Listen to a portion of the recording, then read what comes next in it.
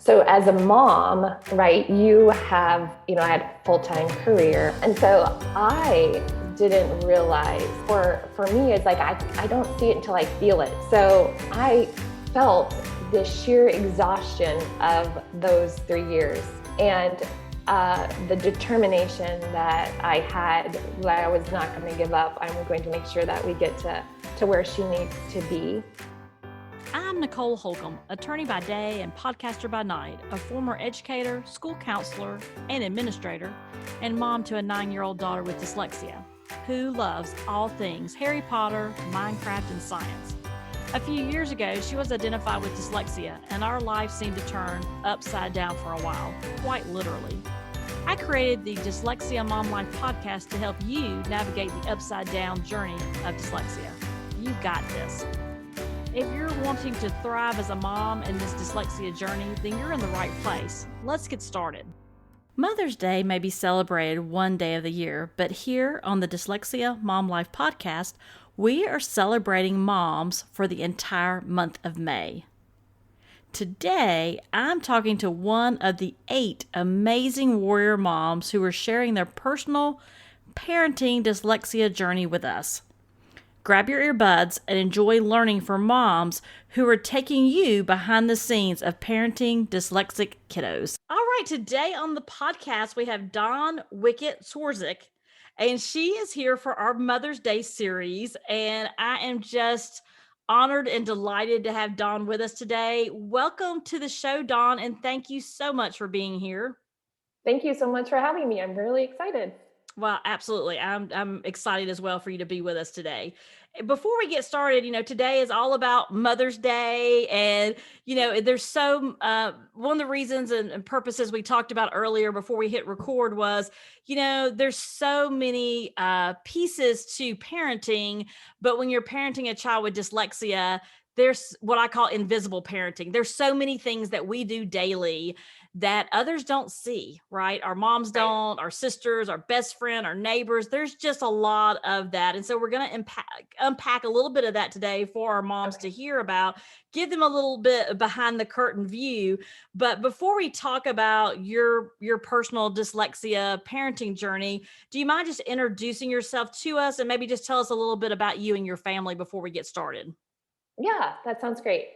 So I'm a mother of twins. I'll start with the kids because those are the where I'm at right now in life.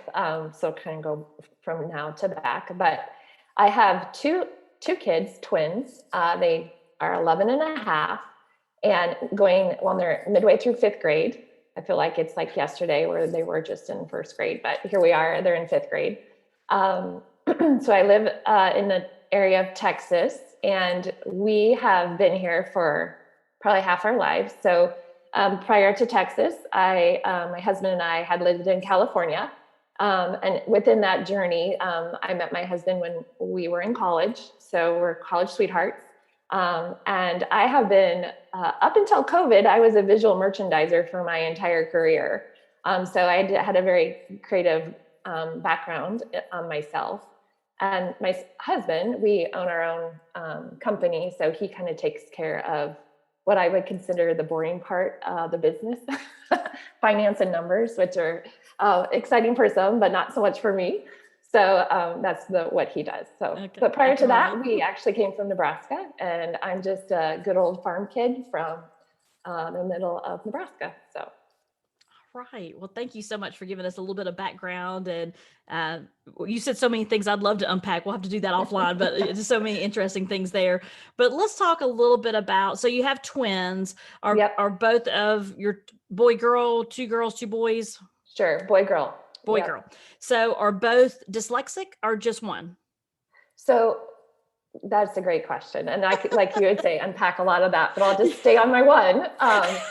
So my daughter is the one that we should mainly talk about today, but she's the one that is dyslexic. She actually has what they call the 3 Ds. She's dyslexic, has dysgraphia and dyscalculia. And then on top of that, I found out in 4th grade, she actually has a very high IQ. So I learned in 4th grade that what they call that is twice exceptional. Mm-hmm. So Yeah, with two kids. Yeah, absolutely. Yeah. All right. Well, great. Thank you for sharing that. And I appreciate you sharing that up front. I know we'll unpack that here in a second, but one of the things I find too, especially moms that are early on in their journey, and like you said, even in fourth grade, that we don't always have on our radar what a lot of people call comorbidity or co-occurrences. I like to call them the sisters of dyslexia. I just came up with that. I was like, I like to call them the sisters because there are just pieces. And we found out even on our journey that I didn't have that on my radar, right? I was like, okay, we got okay, we did have dysgraphia, but we're dyslexic. We're moving forward with that. And then all of a sudden, some other things popped up with speech and whatnot. And I was just, and I'll never will forget, the second grade teacher said, okay, so now you're peeling an onion. That's what we call it. And you're going to keep pulling layers back and pulling layers back. And that's what dyslexia is. And so I just want moms, I'm so glad you shared that early on, because I want moms to realize that you probably went with your intuition, you've made it through the first hurdle, but you might not be done yet, right? There may be some other things that you're going to have to unpack that may stall your progress and may get in the way. Well, not really get in the way, but it could stall you a bit, and you may have to take a pause and address something else or do something in combination too. And so I think that's good for people to know that and be aware of that, because depending on what type of evaluation you get, you might not know up front, right? Right. Exactly. So let's take that back a minute then. So let's talk about your daughter. So talk about before she got evaluated, what were some of the signs you were seeing? What were some of the aha moments where you were like, okay, there's something more here. Can you share a little bit about that with us? Yeah. So I think it was probably kindergarten when I started to identify and see some signs. Ironically, all of a sudden, I have dyslexia. And back in the day, they didn't understand what that was, right? So there's a whole experience that I had personally that I was all of a sudden like, oh my gosh, I'm like reliving my childhood all of a sudden, if this makes sense. Yeah, absolutely. I am actually having these triggers, if you will, of watching her have meltdowns. I'm asking her to read the basics of the cat ate the food, right? So we would reread it. The cat ate the food. And so she would read it with me, but then when I would point to the words, she literally was like, cat, the food ate. And what just happened? Right. So she was getting all the words, but she was basing it off memory. And she was basing it off of, I know my mom wants to hear these words, but I actually can't identify what they say. And then on the flip side, I have this little blessing with her twin brother. So it's almost like this, I don't know, behavioral study, if you will, right? So my son is like, in your own home, right? The food, right? But the cat ran off to the yard, and he's just, it's easy for him, right? So that part's easy for my son. Yeah. And so I was like, wait a minute, I know I'm not supposed to compare. You hear this all the time with twin moms. Don't compare, don't compare. I'm like, but I can't help but compare. Look at this. Like, she is not saying it in order. But not only is she not saying it in order, she's not really truly connecting with each word. So there was two major signs that I saw when she was young. And then I started, again, like I was saying to you, having some of my own internal like observations of my own personal feelings of, oh my gosh, I've been here before. I know how this feels. Right. And then she would have massive meltdowns, not because of mom saying like, let's get this. It was more of, I'm so frustrated that I can't get it right. Right. So it was internal pressure she's putting on herself to say, I'm not sticking up, I'm not catching up, and I'm not staying with my twin brother. What the heck?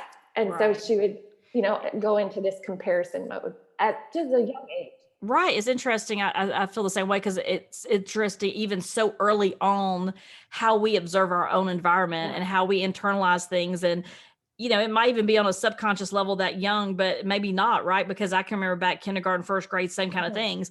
And it wasn't until she got older that she verbalized some of that, but they quickly see around them. Yeah. And even though we say don't compare, they recognize something. And then they have all these internal feelings, like you were saying, of, what does this mean about me? Right. And at the same time, from a parent's perspective, you see all these other signs of a very bright and intelligent child, right?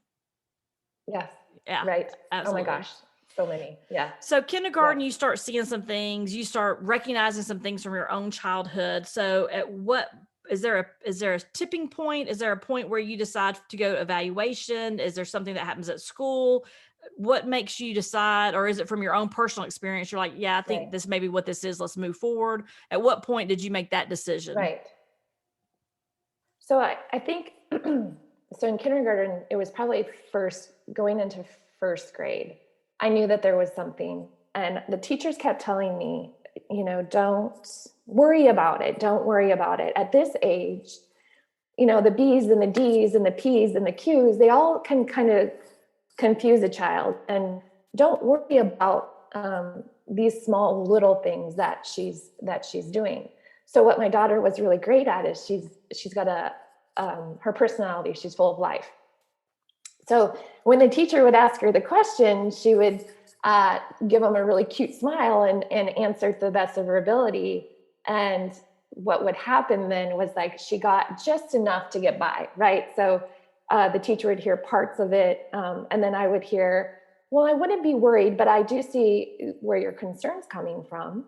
And we'll keep an eye on her. So it was like this monitor status. And I was like, well, how long do you monitor? Right. This monitor status should be for only a few weeks, not an entire school year. Mm-hmm. But again, they're doing their job. They're doing what they've been taught. They're doing exactly what the system is providing to them to guide me, right? So I'm sitting there looking at one of the best teachers in the school, having this really candid conversation about my feelings. And she said, okay, she was a great partner. So she would hear my concerns, but at the same time, she's like, you might be worrying too much. And I was like, okay, then I'll wait. So when we got through first grade, by the end of first grade, the way that the system was set up was there's various tiers. So tier 1 is your kid's doing good, nothing to worry about, right? And then there's like another tier 2. Your child might be on grade level, but not completely on grade level. There might be like just below grade level. And then tier 3 is, oh my gosh, let's call in the cavalry, right? And let's talk through and get them some additional support. So she was kind of hovering at a tier 2, and I'm like, I'm not personally okay with tier 2. It's like, it's black and white to me by now. Mm-hmm. And so I went in again and talked with the teacher, and I said, tier 2, tier 3, what, are we just going to wait for her to get to tier 3? Because the work that was being done, it was still the same. She was flipping sentences. Like, my daughter could literally write her sentence backwards. Like with whatever the teacher says, she would literally verbatim write it backwards. So I'm like, this at this point is like so obvious to me that it went from simple letters and numbers to an entire sentence, right? Right. So by the end of first grade, she was teetering into tier 3. And then at that point I was like, okay, well, this isn't okay with me personally. I want to explore more things, right? So then we're going into second grade, and that's when I was like, enough's enough. Test her. And then they explained to me the process, right? So, and correct me if I'm wrong, but I think in every state it's a little bit different in regards to the process. And so again, the teachers are doing the best that they can do with what's been provided to them. So I never won in this entire conversation. Like, she's had amazing teachers the entire time. So with that, I was like, well, you need to test her. So I was told that, I understood I had to ask 3 times in order for a motion to happen. So I said it 3 times in a row, like, test her, test her, test her. Okay, right, I've done now. Right. I've done it, right? I've done it, let's expedite it, let's do it, yeah. Right, like, put the gas to put the pedal to the metal, or whatever that phrase is. Yeah. And so, right, just make it happen. And so at that point, they basically walked me through the timeline. So this was in October, right, beginning of October.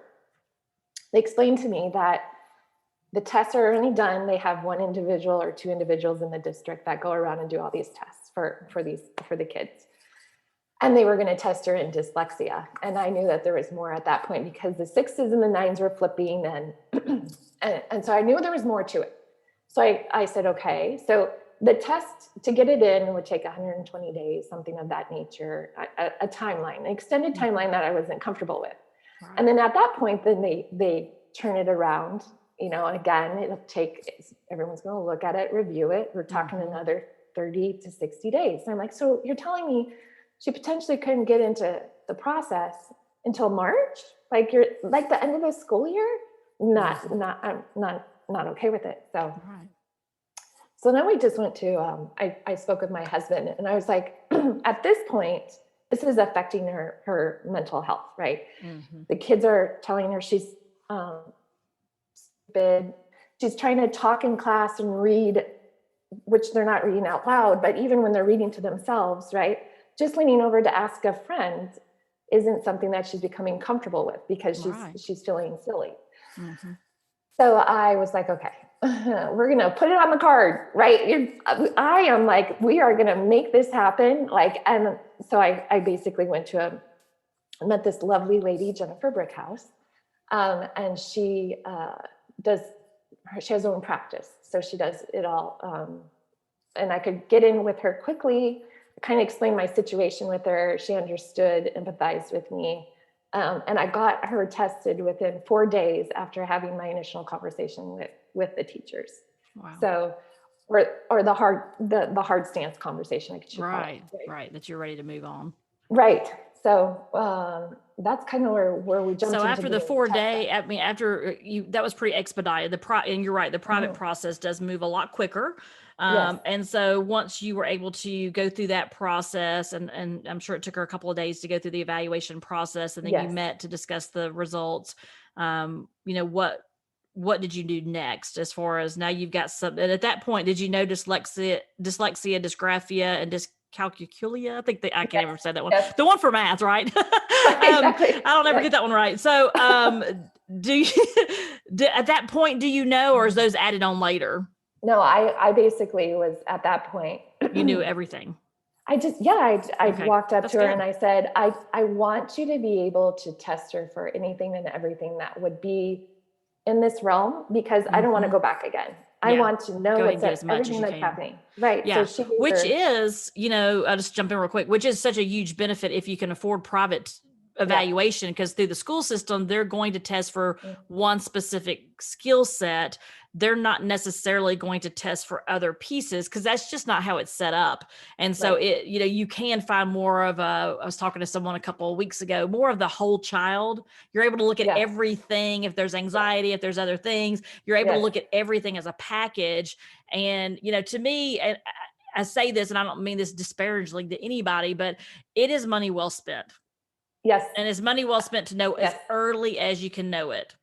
Because it can very quickly become a year, 2 years by the time when you're going public. Unfortunately, that's just once you get in that system, it takes a while to get those wheels moving, as we were saying. So you've got the evaluation done. So we're still in second grade. Are we still before Christmas? Or are you after Christmas at this point? Yeah. So she basically entered, I was going to tell you, I had 5 different tests done with her, and also ADHD, because they say that, again, kind of goes hand in hand. Yeah. And so I did ADHD and ADD, just to kind of understand. So again, like kind of the offshoots to those. So with that, when I met with Jennifer, she's actually the one that helped expedite to get her into the school system. Like it was like the day after Thanksgiving. So she was able to, she heard my mom plea, right? And I need your help and support, kind of. Yeah. And so she was just like that, that she was there. She was the angel in the room, the one that was meant to be there for me in that moment.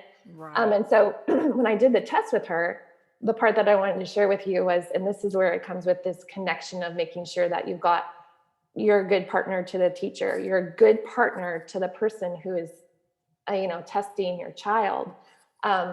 So I was there. She was like, I can do it this time, this day. I was like, I'll drop everything, make it happen. Right. So when I met with her, what was really interesting, I'll never forget this, is she said to me, Dawn, your daughter has more than dyslexia. And I'm like, okay. And she started listing off where she was at and how far behind she was. So that was kind of a hard pill to swallow, but I was kind of in shock in some senses. And she looked at me and she said, good news though, she's going to be okay. And I was like, what? Okay, great. She's like, I've tested thousands of children. And she's like, and I'm going to be really honest, your daughter is probably, other than one other little girl, probably the worst off. And she meant it kindly, but the one that's the worst off with what she has. And she's like, but funny enough, the girl that I think might be have these things, I shouldn't say worst off. That's not so what like I mean. Severity is what you're talking about? Yeah, thank you. Severity is like is my daughter. And I was like, oh my gosh. Right. So I'm instantly like, oh my gosh, I'm talking to this woman who can totally empathize with where I'm at and what I'm going through.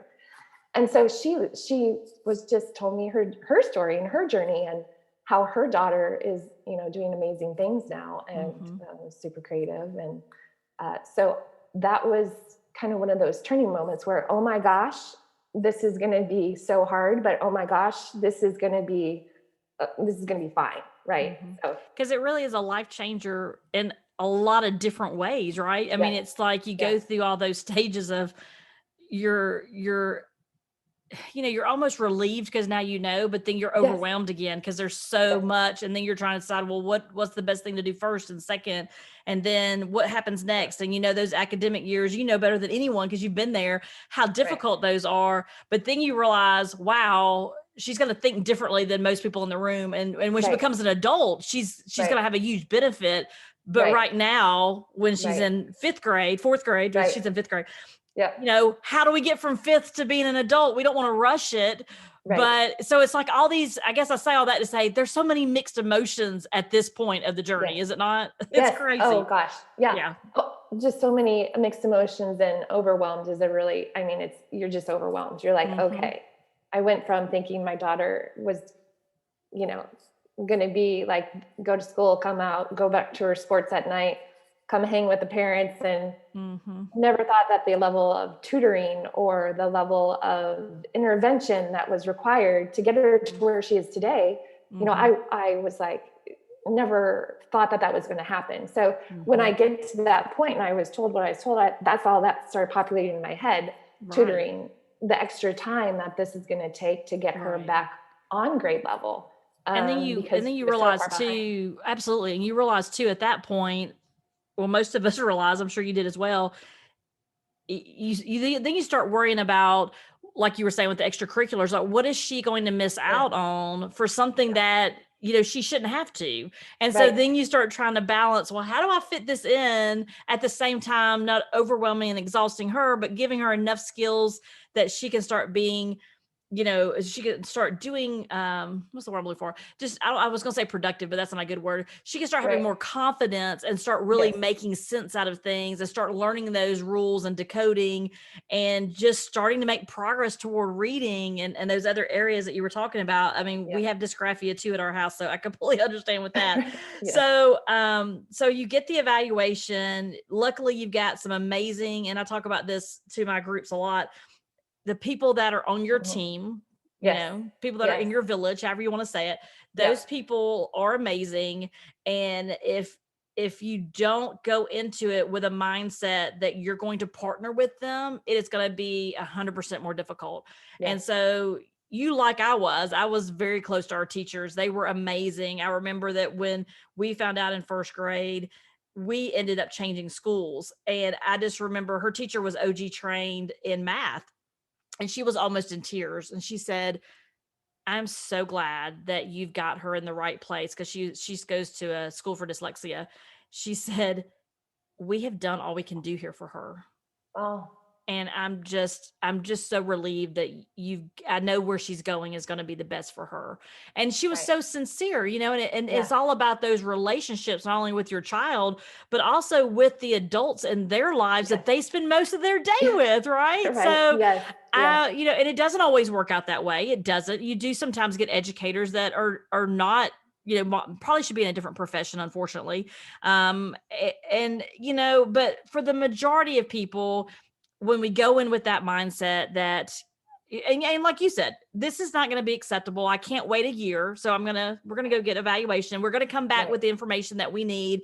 And then we're going to see how we can partner together to address those pieces. So talk to us a little bit about that next step. So you get, I'm sure we could spend an hour talking about unpacking the evaluation, because there's just so much that goes on there. And I do want to circle back to a question about that in a minute, but when you said a moment ago, there's things going through my head about tutoring and how we're going to get all this in. So how did you go about making that decision? And then what decision did you and your family make as far as interventions and remediation? What did it kind of look like for your daughter?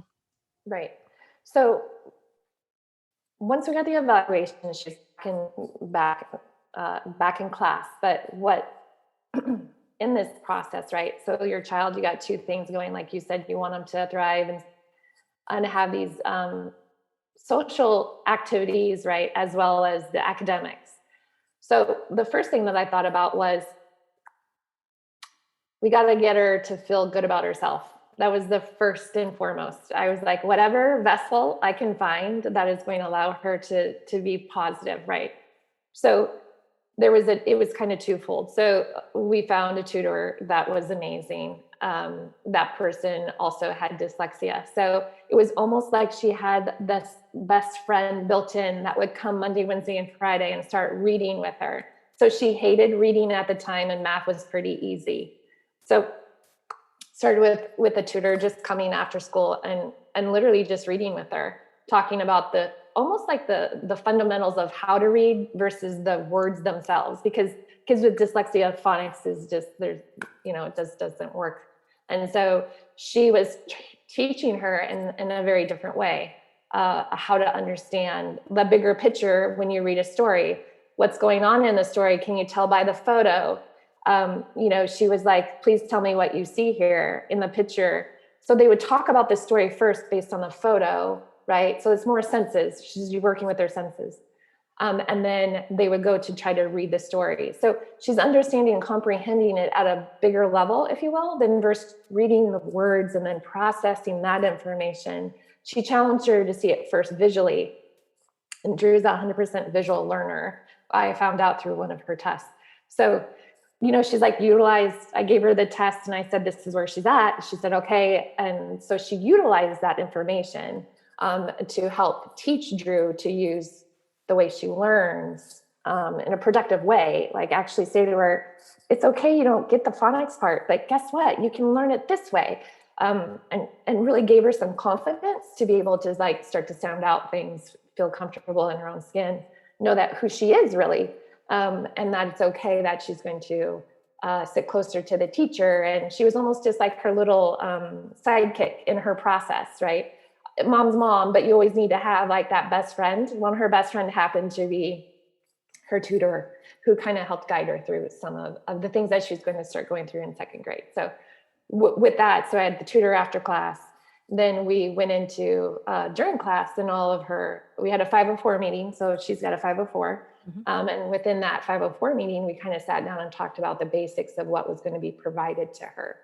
And then I also, not only when you sit in a 504 meeting, with something that I thought was important, I got good advice again from Jennifer, was it's not only the things that they're providing her, but it's the psychological support that they're going to be providing her. You have to put that down, right? So some kids, once they get into it and they're at a younger age, they see that they are being put at the table at the front to be in a small group, right? So she got small group support.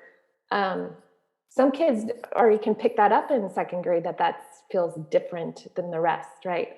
So, giving her a squeegee or something to handle her anxiousness or her anxiety that might start to transpire from sitting in a small group. So we kind of talked through, what does that look like, and Drew's personality. And so in that 504, we talked about her personality, what was going to be best for her, who she should and should not sit by, right? Because we had our learnings earlier in the year of what wasn't right. Again, that child that sat with her doesn't know any different. They're not trying to be mean. They're just in second grade, they're just spouting out what they see. Right. Exactly. So Those factual pieces. Yep. yes, exactly. So my daughter was the same way. She said she said a couple years later, she said in first grade, her best friend was reading chapter books. yeah. And she was like, I couldn't read chapter books.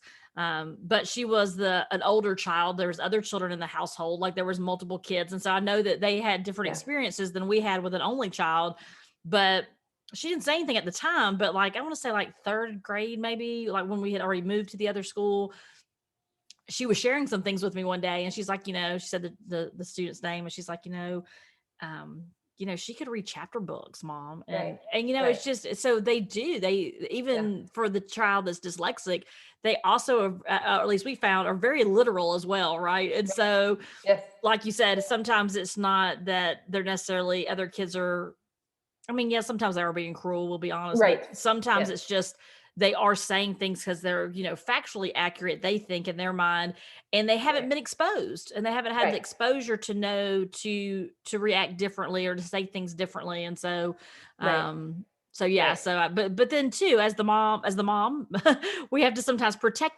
those pieces, especially when our kids are starting out on this journey and they're so fragile, or they may have already gone through a difficult situation, to continue to provide a little bit of a guard there to make sure that they continue to have some more, get some more of that confidence back, like you said, and then they have their shield and they can kind of, feel more comfortable. But when their shield is down, it's difficult for them to do those things. Right. Yep.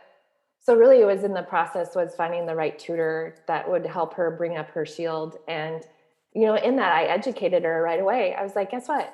Well, I shouldn't say right away. I waited until the end of second grade because I wanted her to get comfortable with the tutor. And having dyslexia doesn't mean that, in my personal opinion, that you have a disability, right? Or dysgraphia or dyscalculia. There's a ton of, everyone has something, right? So I think the world just wants to live with categories when really the system needs to be updated. And I say that kindly, but at the same time, it's like the kids and everything that we've learned about kids and how they learn and how they function, the system still stayed the same. So what would be really great is if we stop categorizing our poor children and saying to the system, hey, can you update your educational process?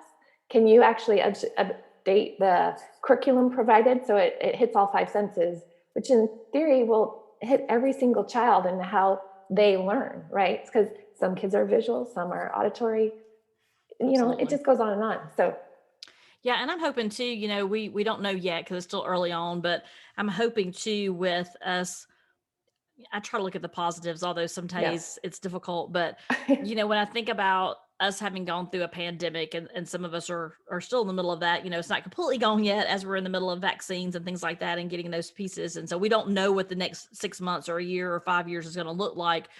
But I do think it's a unique time for the educational system to take a look at things, because everyone I've talked to this year that I've interviewed for the podcast, every mom that I've talked to in all the different states, even in Georgia, where I live in Atlanta, everybody's doing something different. Every private school, every public school. And so although they're still in the same broken system as far as how they're educating in general, as far as not being multi-sensory and things like that, those pieces are still there, unfortunately. But for the first time, everybody, like the community, the parents, it's no longer I dropped my child at school and y'all good luck with that, because now they've had to sit around the table and figure things out last year, and they've seen their child struggle firsthand. And so my hope is that this will give, the decision makers some opportunities to say, you know what, we can make this system better. And I don't know if it'll happen, but I have got very positive thoughts I'm trying to put out in the universe that this has given them that opportunity, to look at things differently and how children learn differently, and how do we make this system better. But unfortunately for dyslexics, it's not, and it hasn't been ever, and so which is so disheartening, especially I'm a former educator. I probably always will be an educator at heart, but because the fact that we don't know, and you don't talk about it in services, but 1 in 5. So I talked to a mom yesterday, and she said in her district, one of the moms I'll coach with, and she said, my district said there's 3 kids that are dyslexic in the whole district, and mine is one of them. She's like, Nicole, that's not right. And I'm like, yeah, that's not right. No. So it is so frustrating. But yeah, I'm with you. I just hope that, as we continue to go forward and do things like this and educate and reach out, that the more people that understand, like you said, it's not a disability of what they can't do. They learn differently, but there is a proven scientific way that we can teach them through multisensory education where they can learn to read and think about the benefits that the school and the community would get because of the way their brain thinks. Just like with your daughter being twice exceptional, many of them, if they're not gifted, they pretty much should be, because they think completely different. Yeah. They see the big picture that many of us can't see. Right. So, Yep. okay, That's so let me right. get off my soapbox. So, so with the remediation, so you had the 504 plan in place, you had some, it sounds like accommodations that were in place in the school day. You had the 3 days a week with tutoring. So about how long did you stay on that journey? About how many years? Are you still on that journey, or did you get to a point where you pivoted and made a little bit of a change? How does that look today? Yeah. Sure. So I would say about 5th grade is when we actually took the pivot. And so I'm such a stamp type person. So going into 3rd grade actually is when I kept the tutor Monday, Wednesday, and Friday, who came and read with her. Then we learned about, at that point in 3rd grade, she's feeling better about herself. I educated her on that she had dyslexia, dyscalculia, dysgraphia. And then I started to really push the self-esteem and saying to her, you have a gift. Okay, so most kids aren't going to understand you. It's okay, right? Because we're getting, then 3rd grade, then the kids really are starting to understand. You're sitting at the table with the teacher and a couple of the other classmates. And so that layer is starting to get a little bit more obvious. And so she's starting to handle questions starting to get questions she's never had in 2nd grade before, right? Because everything's still the happy and cheery in 2nd grade.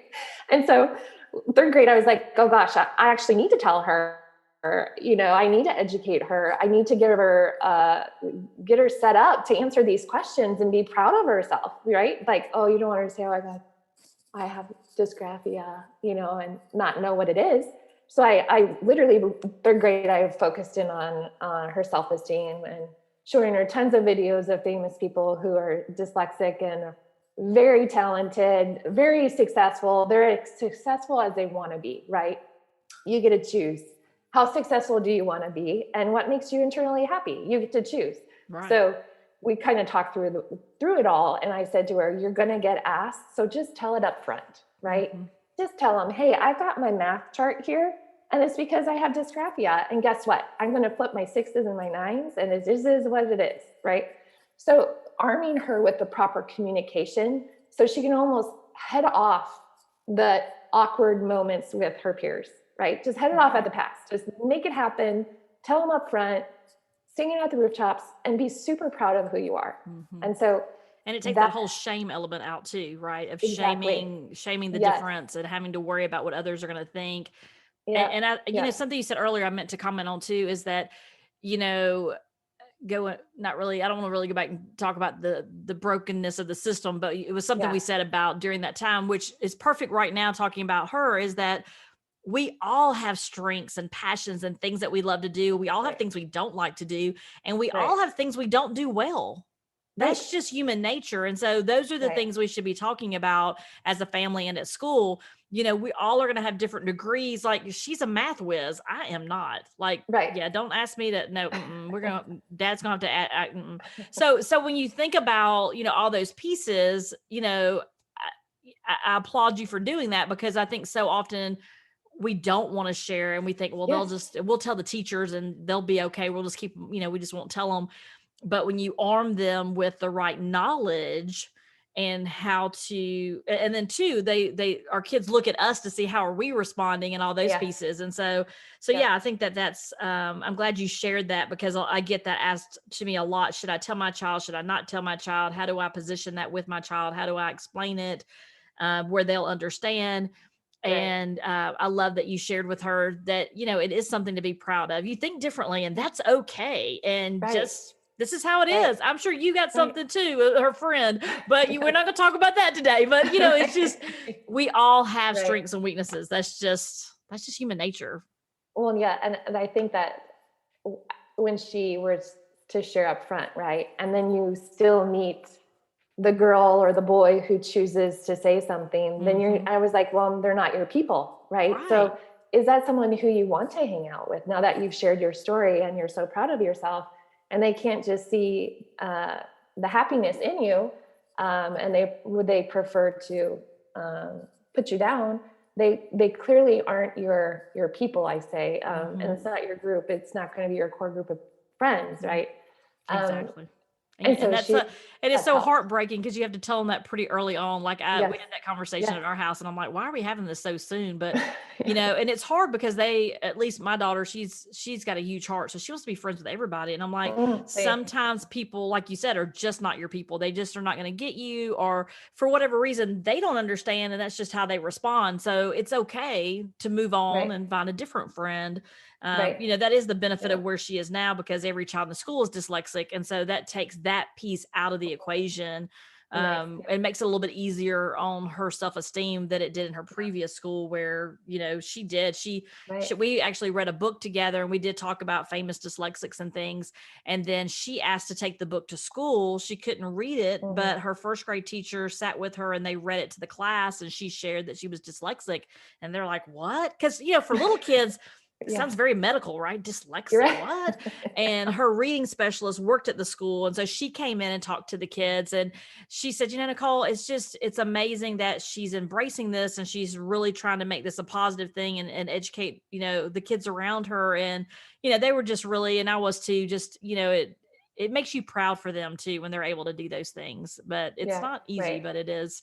No. But like you said, it's those peer group pieces that are not easy for any parent, like parenting kids in general, but, you know, especially when you're trying to help your child say things in a way where people will understand them better. You know, like, why don't you have to read out loud? Everybody else in the class has to read out loud. You know, those things that you can't help but stick out. Why does she get skipped?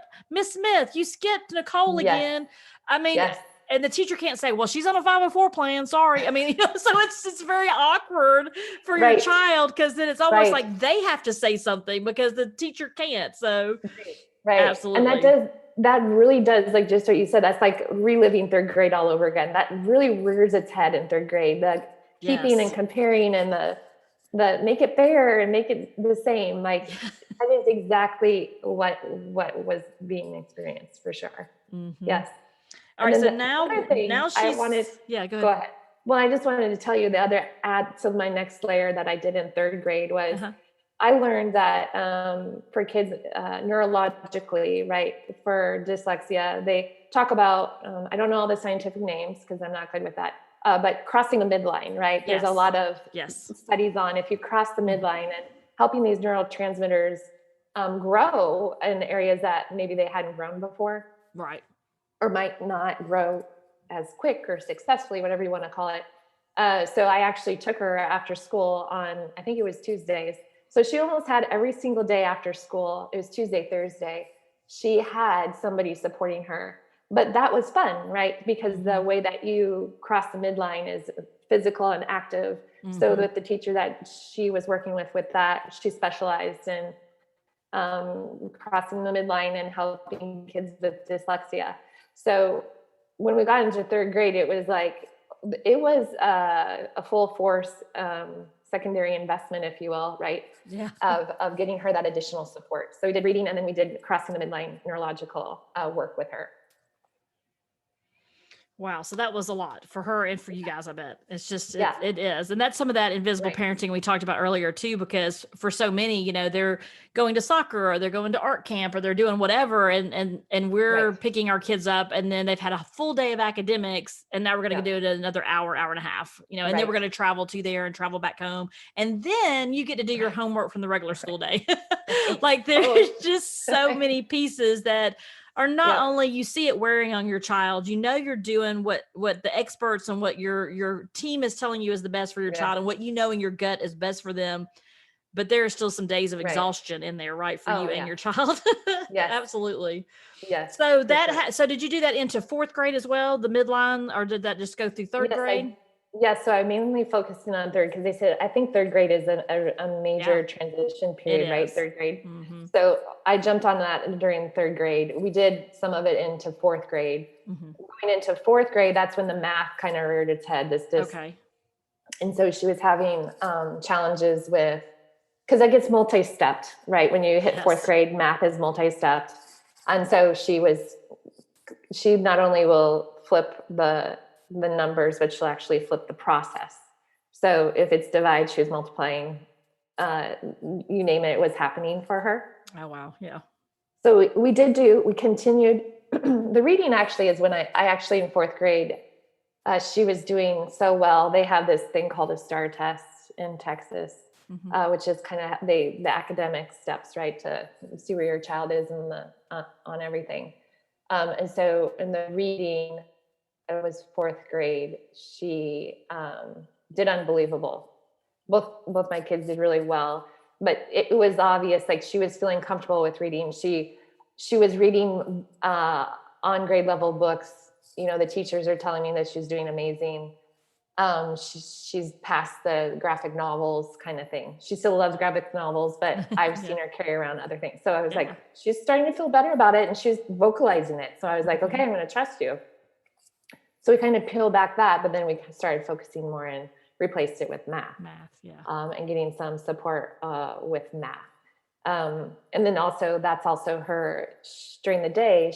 I don't know of other school systems, but where she's at, they actually had her dyslexia teacher. She met with her every single day.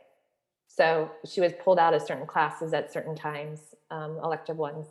And so she would be with that teacher, I believe it was for a full hour every single day. No, that was for math or reading or both? That was for dyslexia.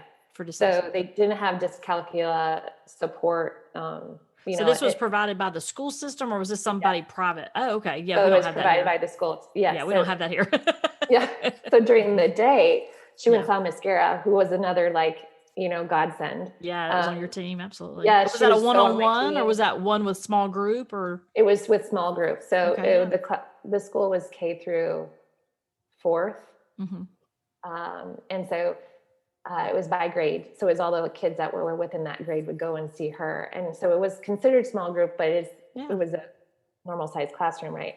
Right. I think there's 10, 12 kids. I'm not for sure the exact number of kids in there, but they would just all go and they learn the NIHOUSE system or I'm using the wrong verbiage, but it's the curriculum or the program that Ms. Guerra taught was the NIHOUSE program that was developed here in Texas. Okay. And so she was, again, one of Drew's biggest cheerleaders, like psychologically, she, I think it was the end of 4th grade, they do something in the district where new kids that have dyslexia or parents that don't know about it, they have a meeting once a year. Miss Guerra made Drew the poster child for dyslexia, at their school. So she even had Drew do a little video. And so she was talking about how proud she was. I actually had it. I want to send it to you. I don't know if that's something that. Yeah, I'd love to see it. Yeah. But it was again, that teacher, without her, making her feel like she is the role model of this, right? The example, poster child of dyslexia. Really that support just made Drew just completely shine as a person and just feel so good about herself. So that was going into 4th grade. And then at the end of 4th grade, we tiered off of the neurological midline work and just focus more on math now. So in 5th grade, is she in a middle school now, or is she still in, I don't know. Okay. Cause here we go through 5th for elementary, but I was thinking there, it sounded like 5th through 7th or 5th through 8th or 5th, 6th. It's 5th, 6th. Okay. Yeah. Campus. There's so many kids. So okay. 5th, 6th. Okay. Awesome. Okay. That's amazing. That's good to know. Yeah. So we're getting toward the end of 5th grade. I can't believe, but we're there almost. So how is she feeling now, and what difference are you seeing now compared to that 2nd grade year?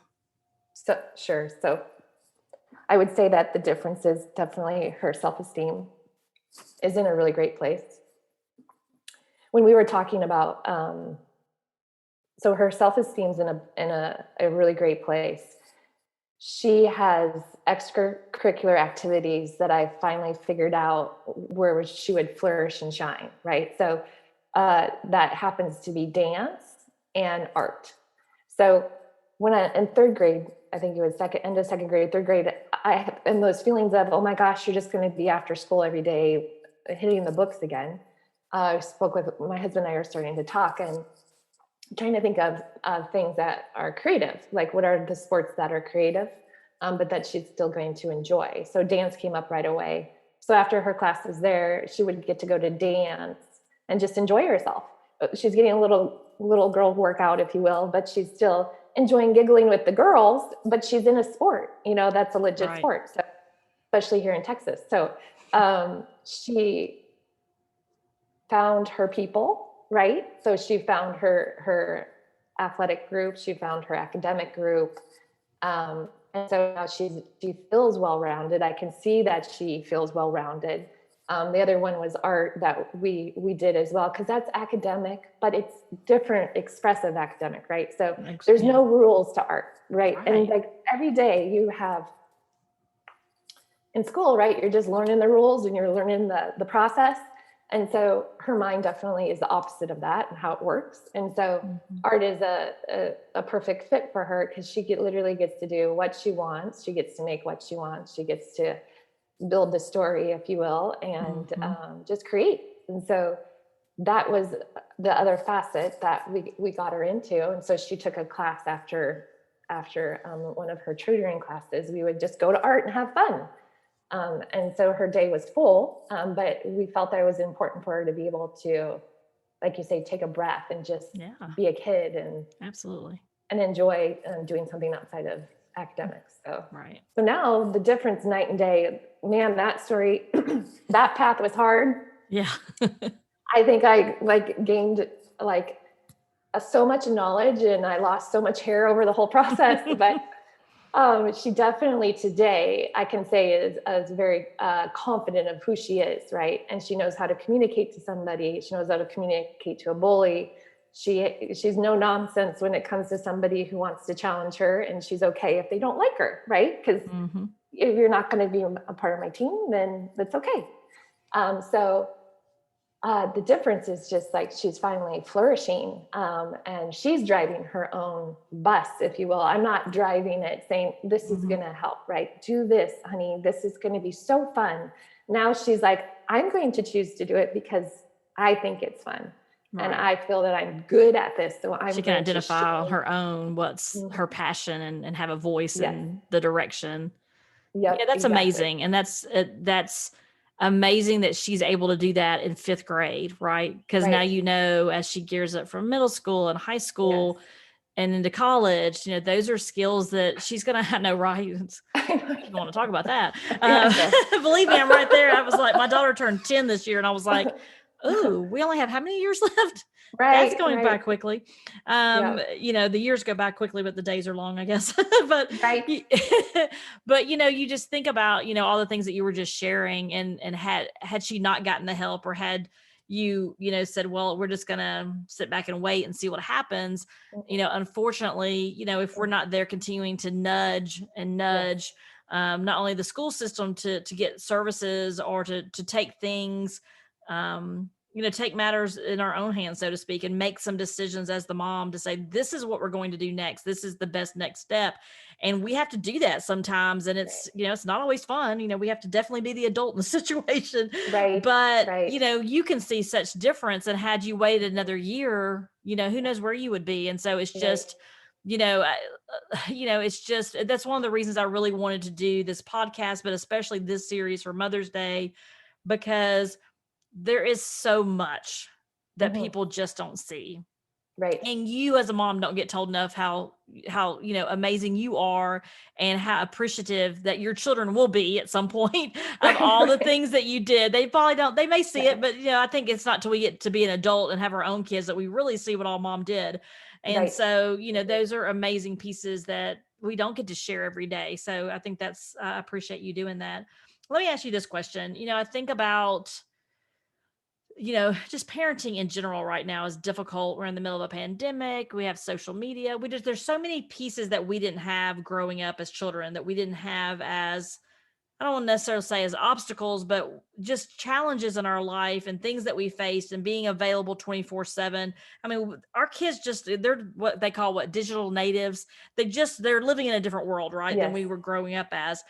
Right. But having said that, what are some pieces, especially since you have twins, you can probably say this more accurately than other people, perhaps even, is that there's challenges and there's rewards to raising kids in general, right? That just happens. Right. And I don't want to do a comparison, obviously, but when you think about raising a child with dyslexia and the things that you've seen, what do you feel like has been the most rewarding for you personally? I know you said you realized that, you had dyslexia, you went through some things as a child that unfortunately we didn't unpack today. Maybe we'll do that in the future. But as we talk about just parenting and letting moms know they're not alone, what are some pieces that you do think are like, wow, if my child hadn't been dyslexic, I would have never known that as a parent going through the parenting journey? Right. So I would say that the things that I learned were, or like you're saying, through the parenting journey, the things that had popped up were, so as a mom, right, you have, I had a full-time career. You run in and get the groceries, right? You've got all these jobs, like so many jobs. And you're supposed to be there for everyone psychologically as they are supposed to be there for you, right? And so I didn't realize, like you said, like you don't see it when you're a child. But for me, it's like I don't see it until I feel it. So I felt the sheer exhaustion of those 3 years. Mm-hmm. And the determination that I had, that I was not going to give up. I'm going to make sure that we get to where she needs to be. You don't see that from your mom. You don't see their best version of what they were doing for you. So you look back and I was like, wow, why didn't my mom try to test me? Why didn't put me through these steps? And then you kind of realize, well, they put me through a speech process instead. And it wasn't that. So she was giving her best version of herself in that moment. Mm-hmm. She was doing what she knew within the system, right? And so for me, I learned, and as I'm living it, I learned push past the system, right? Push past the system. And what I felt and learned was sheer exhaustion, but keep moving forward and push past the system. You know your kid the best. You know what's right for them. It might not be the norm, so what? Make it the norm, right? And so you don't get to see that, and then the day-to-day, and you realize how imperative it is to be that way, right? Mm-hmm. Don't wait to hear it, but really pushing to make things happen. I never saw that before. I didn't feel that, and like it's silent until you actually go through it yourself. So I don't know if that was exactly answering your question full-heartedly on the topic, but yeah, that's absolutely. That's one. Yeah, no, you're right, and it's so many pieces of that, and so many pieces that as you're parenting, I think that's why so many people that parent children with dyslexia or children with special needs in general, it does feel so isolating sometimes, and you do feel like nobody gets me, although there's a lot of people that probably get you. But at the time when you're in your home and you're trying to do that second grade math assignment that you think's never going to end, then you just feel so helpless and so alone. And so I think that what you were just sharing is it's hard to think through at the moment, but just realizing that just keep going every day is huge, and just having, just knowing that you're doing the best you can. Like you said, sometimes you even realize, because you do start realizing things that you went through as a child are similar, or things you don't want your child to go through that you went through. And you're trying to really kind of relive some of the pieces that you don't want your child to relive for themselves. But then at the same time, you're kind of processing things that we've never had to process before until we went through the parenting journey. So it is very unique that way. One of the things you touched on a few minutes ago that I wanted to kind of start wrapping up with is something that's near and dear to my heart, which is, as a mom, I think this is what you were saying, many jobs, many hats, however people want to say it. It is like a never ending something. I mean, there's never, like, so many times my husband will say, can you not just sit down for a minute? I'm like, okay, well, who's going to do the laundry? And did you want to eat dinner? And oh yeah, I've got a podcast to record. Like, there's stuff going on, and at the same time it's mom, and where's mom at? Where'd mom go? So it's just, it's so much going on all the time. And we know we have to kind of stop and put a priority on what's going on with our child at that time. And I can't imagine. I have one child, so I just have the one child. And when you have multiple children in the mix, I can imagine how even more difficult it is to balance your time out and to give the additional support while at the same time supporting, both your children equally, or however that may look. I say all that to say this, which is we cannot support or pour from a cup that is completely Right. empty. And so what do you do, or what is your favorite self-care practice? What do you do for you? Because we know that if we get Mm-hmm. completely burned out, we're not any good to ourselves, but we're also not good to our team, to our kids, to our spouses, to our partners, whatever that may look like. And so, how do you take care of yourself? And I know it may look different right now Right. as we're trying to still on the last legs, we hope anyway, of this pandemic.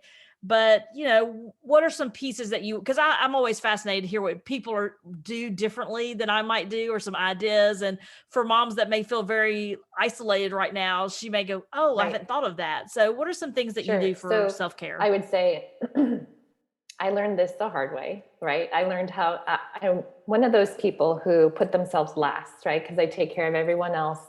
I'm a true Virgo to the core. Um, and I just did, I never put myself first ever, right? So, and I did happen to marry a gentleman who is amazing, and he always puts in his 50%, right? So we were able to have this dynamic where we both had full-time careers. We both did our part. But honestly, couldn't have done everything that we've done so far in our lives without my lovely husband putting in and being Mr. Mom more times than not, right? But in that process, it's funny, as when COVID hit is when my cup was so empty. And I didn't realize it because I never put the focus on myself. So actually, when COVID came, life changed and we had to readjust how we were doing everything. And when I was younger, I was very into running. I was very into sports. I enjoyed being physical. I probably have ADHD too, just not diagnosed. So I love to be busy. I love to do things. I love to explore and learn. And all that kind of went away when I put all this focus in on my daughter and my son for his perfectionism, if you will, that he has that we're not talking about today. But I emptied my cup. I emptied it too much. And so that was another aha moment, quite honestly, in this whole process was I didn't lose myself, but I lost the focus of taking care of myself. And so when COVID hit and we had to change things, I started to do the things that I love to do. So there's some girls in the neighborhood who go on walks, and we hold each other accountable to making sure that we get together to go on a walk every other day, whether it's morning, noon, or night. Everyone figures it out in their schedule. So again, my people, I've found a group of people that I can relate to. That, and I kind of integrate some of that physical activity because I've realized I need that. But playing basketball with my son after school, when he asked me this morning, he asked me to get up at 5 a.m. to go play basketball and practice. So I was like, you know what? You're driven to do this, so I'm going to show up, right? But it got me to do some of the things that I needed to do actually for myself. But I get to do it with someone I enjoy because I am a people person. And so really it's saying to yourself, what makes you happy, right? Everyone's version of happy is very different, but really slowing down to ask yourself, what is it that really truly makes me happy? And I get to focus, put some energy into me. So for me, it's not being isolated and going to get a pedicure on my own and having a coffee in the morning. It's actually being with the people I love, but also being physically active in the same time and doing doing exercise or exploring or learning or traveling. So since COVID hit, like, funny enough, like, we've traveled a ton. That is probably not what I should be saying right now, but lots of masks in our bags, right? And so that ironically is it's a perfect time to travel because no one's traveling. So everything's empty and you get it all to yourself, right? So it's really it's just realizing what I was missing and putting it back into play in my life to make it fulfilled, so I could fill my cup up naturally and be a better mom and a better wife and really do life at the way I should be. So right, absolutely. And I think that's such an important part. And I'm glad you shared that, which is it does look different for different people. And it could look different in different seasons of your life, even too, depending on what the age of your kids are or what's going on in your own, professional or personal life. But I love that, you knew who you are as far as what recharges you and what helps you reset, and just having conversations while you're taking a walk with some, friends in the neighborhood, or going on, special travel or whatever it might be, it just looks different for different people. And that's why I love this question, because everybody does have kind of a unique spin on what they do. And so I don't, I can give you a list of some suggestions when parents ask, but really it's tapping into what lights you back up and what fills your cup back up. And it's going to look different than other people. I'm like you though, like I'm a relationship person. I love to, catch up with people and meet new people. And, that piece is just, like when I have podcast interviews, I just feel recharged afterwards, just getting to know people and talk through their journeys as well. So thank you for sharing that. All right. So the last question, if you were going to give advice to a mom who is just starting this dyslexia journey, what would you tell her? Oh, that's a great question. I mean, I think what I would tell her, there's probably three things. Number one is, and it all is different, because if you're a parent that already you have dyslexia yourself, right? So the signs are there almost instantly. Or there's parents who don't, but they have a child who is dyslexic. So their learnings and observations might be at a different speed or level or timing. But in the end of the day, you got to follow your gut, right? So a simple parent who knows how to read and is sitting there watching their child flip their words or their letters, it's not normal, right? Don't wait for somebody to tell you otherwise. So really it's follow your gut, but your normal will never be the normal, right? So hit it full force is really my feedback is, don't wait for someone else to tell you that your observations are okay. Make your normal what you want it to be, right? So there is not going to be a pretty little box to follow. There is not going to be the guidelines that have been provided to you and the steps that you're supposed to be taking, because there are no steps for your child. They are what you push to make right for them. So unless you have that internal drive, right, to make your child feel what they will consider normal, right, then they're never going to get there. So you're actually the internal engine driving this little person, because kids are kids. Their brains are still being developed. They don't even know, there's certain key factors in how they make decisions don't happen until they're 18, right? That get made in their brain. So don't let them tell you. Let them tell you how they're feeling, but really you're the one that's going to drive their success and what's considered normal for them. And so don't follow status quo, right? That's the big key. Don't follow it and don't accept it, and really push to see what right looks like for your child. Absolutely. Thank you so much for that. And Dawn, I'm so just honored that you're on the show and you're sharing your personal journey with your children and with your family. And so thank you so much for all your insights and just being, open and just answering questions. I just so appreciate that. And I know I will be, because we're recording this weeks early to get everybody in. So I want to be officially the first person that says Happy Mother's Day. Thank you for all that you do. And, I see you and I know what you're doing, and I know all the things you have done and will continue to do as we continue to parent these amazing children with dyslexia. So thank you again for being on the show. And I hope that you have an amazing Mother's Day. You're so sweet. Thank you so much for having me. I've had a wonderful time. All right. So Dawn, thank you so much for being on the show. I want to be the first to officially tell you Happy Mother's Day. I so appreciate all that you're doing. I see all the invisible things that others don't see. And so I hope you have an amazing Mother's Day this year. And thank you again for being on the show. Well, thank you so much for having me. It's been a wonderful time. And you as well. Happy Mother's Day. Thank you. Thank you so much for listening today, and happy Mother's Day to you. You are an amazing warrior mom, and together we can do hard things, right? Are you new to dyslexia? If you are and you're looking for more resources, then go to dyslexiamomlife.com/start here, where I have resources for you from blog articles, other podcast episodes you can listen to, and also free resources. And do you want to connect with our guest this month? Then be sure to go to dyslexiamomlife.com to find each of the episodes listed there from this month, so you can connect with all these amazing moms on our podcast. And we have a special episode that we're going to be releasing on May 31st, so you don't want to miss that. Be sure to subscribe, though, because we are going to be releasing these Mother's Day episodes throughout the month of May. Have a great day, and remember, you got this.